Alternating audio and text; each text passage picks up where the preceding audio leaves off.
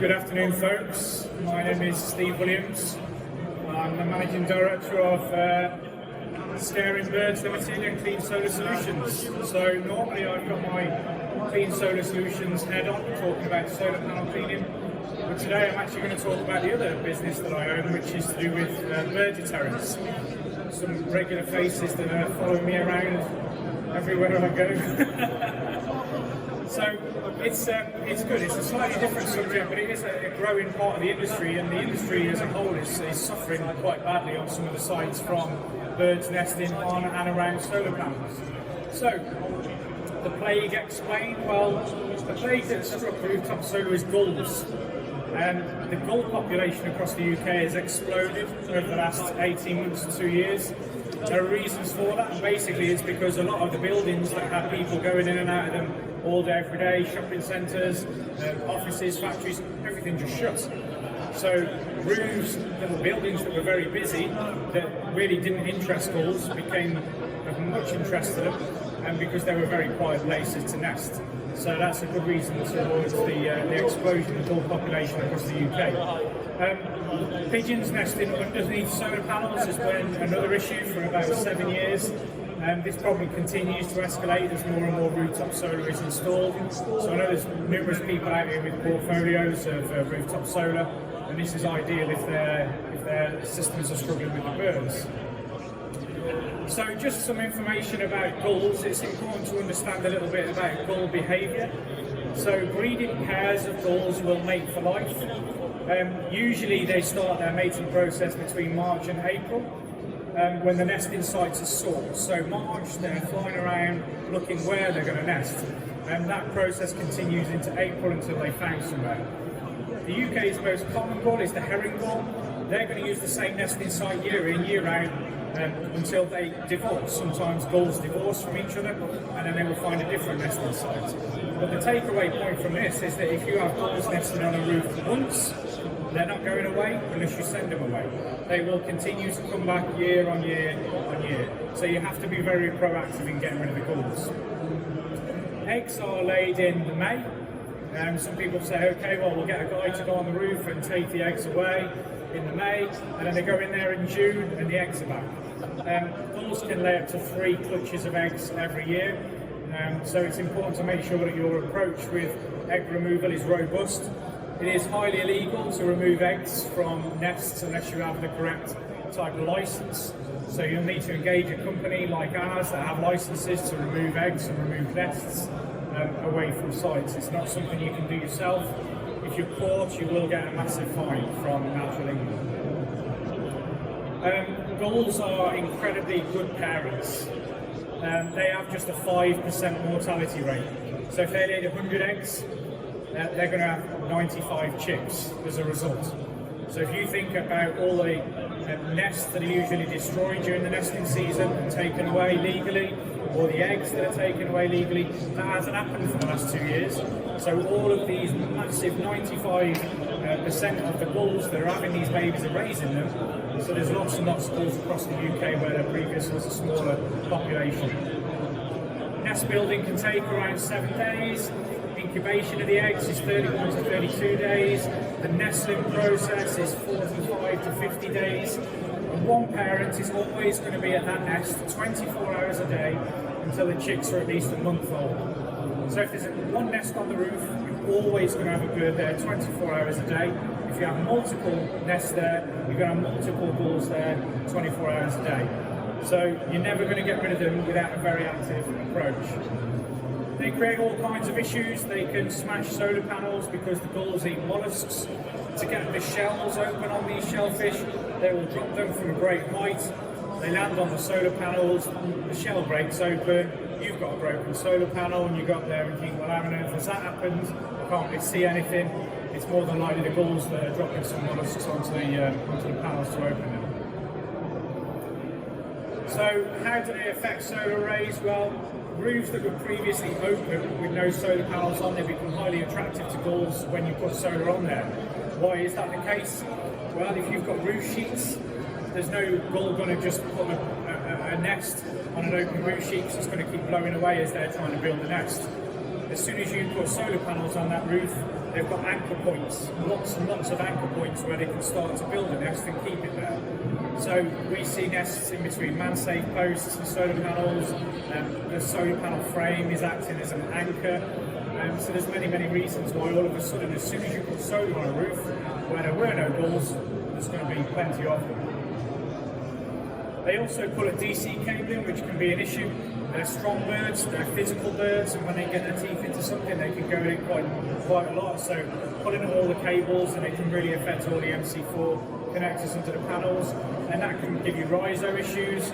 That may not be immediately apparent until you go searching, but if you find some loose DC cable and you've got gull nests on the roof, it's highly likely that they're the cause of it.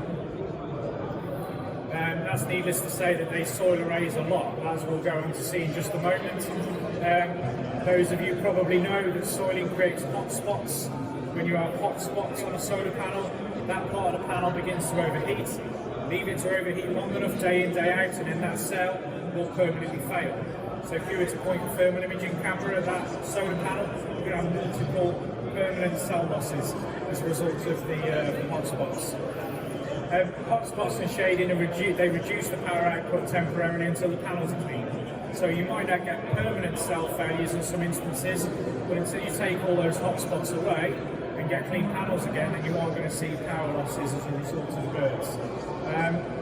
Bird droppings also create multiple hazards to the health of O&M workers.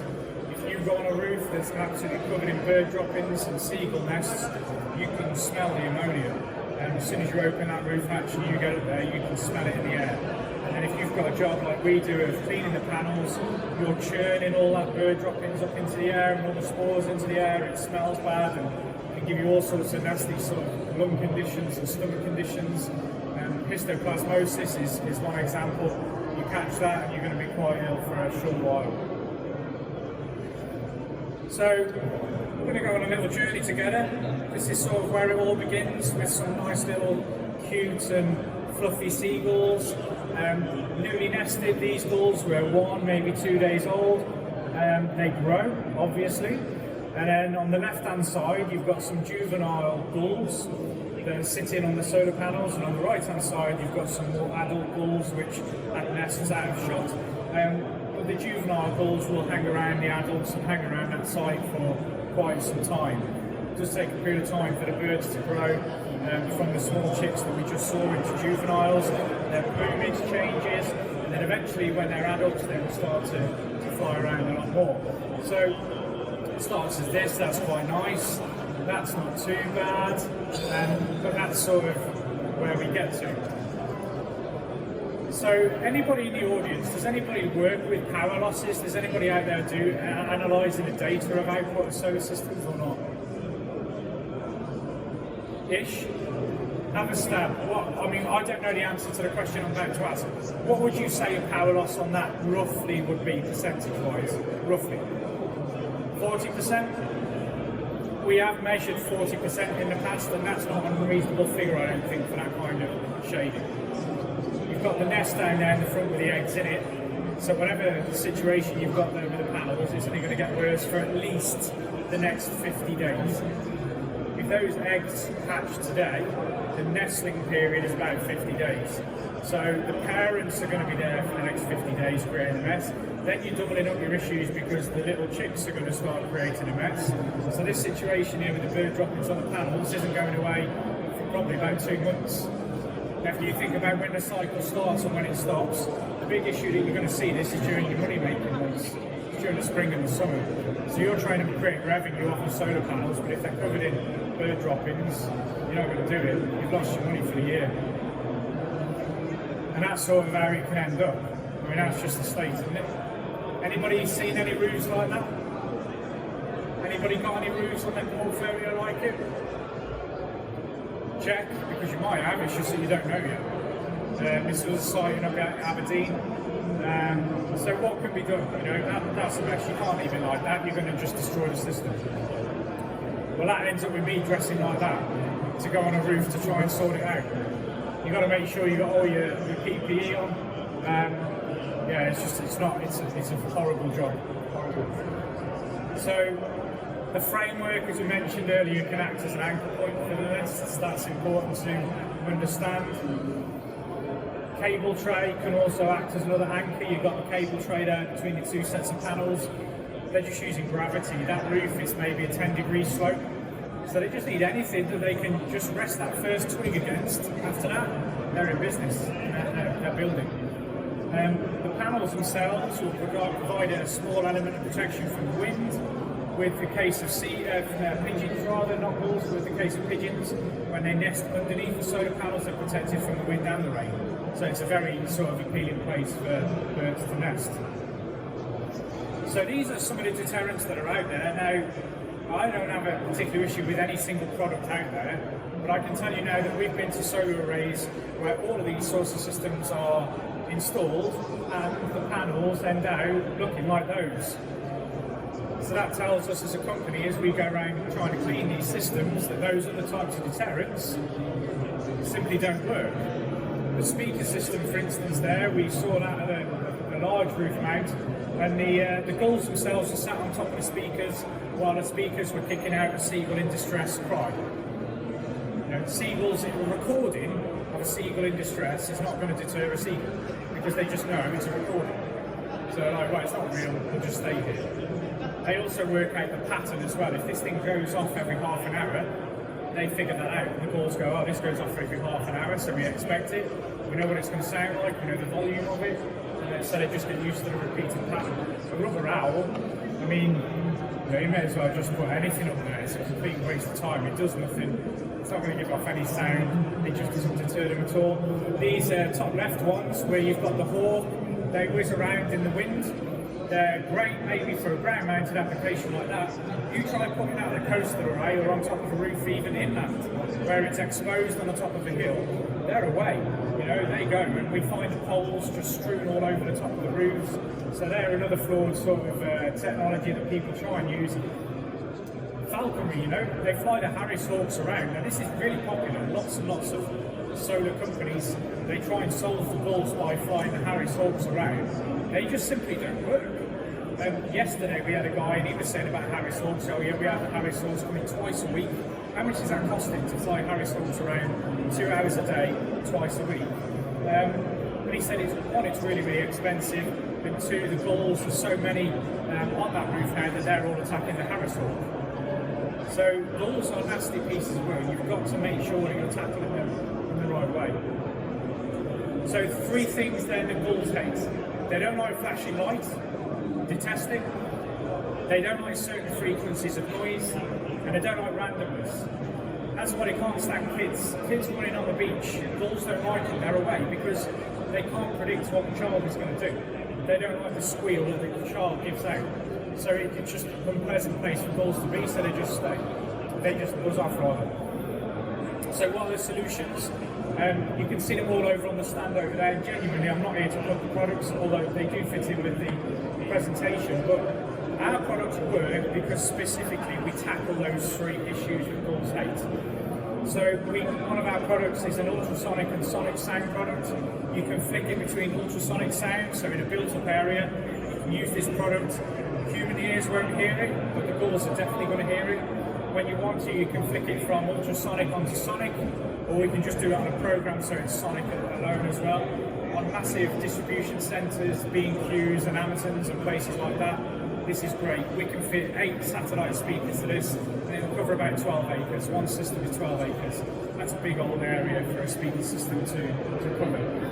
It goes through 55 different specific frequencies, pulses and sirens. We don't play bird cries because they don't work. Another thing that they can't predict is flashing lights, so the mirrored flashing Hawkeye product that we've got over there. It's wind driven, so as the wind blows it speeds up and it slows down. They can't predict that flashing light. As the sun arcs around the sky, it moves where it flashes the light down onto on the roof, so they can't even get used to where it's going to flash the light either. That sort of creates, when you look at above, if you've got some drone footage and you look from above, when we put multiples of that unit on the roof, it creates like a disco floor effect. So you've got the flashing lights going on. The gulls can see that from the air. They can see it, they can hear the deterrent going off, and they're just not interested in nesting there. It's way too noisy and way too busy. They're not interested in going to a place like that. So as that spins, if you notice the unit over there, it switches between a yellow and a red and a yellow and a red as it spins around and round and round, and the alternating colours as well, the gulls just don't like. So it's a very offensive product for them. So combined, that's how you're going to keep the gulls away. You need a random set of sounds, you need it to come on and off randomly, and you need it to be completely unpredictable so the gulls can't get used to it. If you can combine that with flashing lights and unpredicted movement, that's your solution. A rubber owl just simply can't do that for you. So just briefly, pigeons nesting underneath arrays creates a different sort of hazard. You've got the nest there wrapped around an MC4 connector that should actually be tied up and off that roof, but it's not. If that gets wrapped around there, that MC4 is acting as an ignition point. You can then have a fire on that roof, and from a bird's nest, you get a solar roof fire. So, you know, there are instances of solar fires. Personally, I've been able to pinpoint a solar fire being attributed direct to a nest. As you imagine, when that fire goes up and the wind blows, all that nesting material is going to be dispersed. But I have a very strong suspicion that what you see on that picture is the cause of some rooftop fires. Nesting materials and ignition points from MC4 connectors. So the other thing is lichen, which I've covered on other sort of solar shows. I'm not going to go into that here, but there's an active nesting pigeon colony underneath this residential house array. The bird droppings that the birds put onto the solar panels act as a fertiliser, and that really accelerates and promotes the lichen growth. What we're able to do is zoom in a little bit there, and you can see how covered it is. That's really limiting the output of that panel massively. So you can't really tolerate that sort of thing going on the panels. It really is dense. I mean, you cover a whole panel like that, it's questionable out there if the panel is even going to turn the inverter on or not. So we can both remove the lichen, which is a job in itself, but on the far side of the roof there, on the chimney pots, we're coming down in the cherry picker from here after we've completed the job, and already those pigeons are ready to go back in their nests. This customer didn't want to spend the money to get the nests out and have the bird mesh put around, and we're like, well, we'll clean the panels, but we think you're crazy. While we're up here, we really should be putting the mesh around and stopping the birds from going back under. The lady, 6 months later, same problem. You're back to square one. So that is the key there, making sure that the mesh is fitted with the correct products. You can't be drilling the mesh, screwing it into the framework of the solar panels, because you're just going to invalidate the warranty. So make sure that the company that you're going to get in to do the bird fitting of the mesh is making sure that they're not invalidating any warranties at the same time. Wow. So a lot of information. Does anybody have any questions about birds? I've had a few over the years, but never found any answers. Any questions from anybody? Yes. Just wait for the mic. There we go. Thank you. Hi. Is there any problem on the solar fields rather than roof-mounted systems? Yeah, so on ground-mounted solar arrays, what you find is they will perch particularly on the ends of rows. They don't tend to go, if you've got a long row in a solar field, they don't seem to go for the middle, they seem to like the ends. I think it's probably because they can see around them a little bit more. And what you find is you get the bird droppings all the way along the top edge of the solar panels. And of course, if you're trying to remove that manually, that's the highest point. So your most stubborn bit of dirt is the bit that's furthest away from you. So fitting the flashing hawk eyes, the spinning one, again, coupled with the audible deterrent, we can fit those on solar farms as well, and they will give that disco effect from the air. They cover massive acreage. They're used a lot on farms, so a lot of arable farmers have our products because they can cover big areas and keep the birds away from crops, keep them out of grain stores. So solar fields is just an extension of an application for the product. The products have been sold since like 1992 in farming, so we know that they've got decades of use. Okay, thank you all very much for your time. Enjoy the rest of the show. Thank you.